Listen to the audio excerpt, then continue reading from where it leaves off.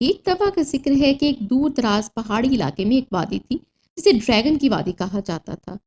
گاؤں کے لوگ اس وادی کے قریب جانے سے ڈرتے تھے کیونکہ کہا جاتا تھا کہ وہاں ایک خوفناک ڈریگن رہتا ہے۔ لیکن ایک دن ایک بہادر لڑکا علی نے فیصلہ کیا کہ وہ اس وادی کا راز معلوم کرے گا۔ علی نے اپنی تیاری کی اور وادی کی طرف روانہ ہوا۔ جب وہ وہاں پہنچا تو اس نے دیکھا کہ وادی میں سبزہ زار اور خوبصورت پھول کھلے ہوئے ہیں۔ اچانک ایک بڑا ڈریگن اس کے سامنے آیا۔ علی نے خوف زدہ ہونے کی بجائے ادب سے سلام کیا اور کہا، میں آپ سے ملنے آیا ہوں تاکہ جان سکوں کہ لوگ آپ سے کیوں ڈرتے ہیں۔ ڈریگن نے مسکرا کر جواب دیا، لوگوں نے میری کہانیاں بنا رکھی ہیں لیکن میں کسی کو نقصان نہیں پہنچاتا۔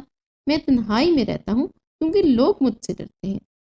علی نے گاؤں واپس جا کر سب کو بتایا کہ ڈریگن خطرناک نہیں ہے۔ اس کے بعد گاؤں والے ڈریگن سے ملنے آنے لگے اور وادی دوبارہ خوشیوں سے بھر گئی۔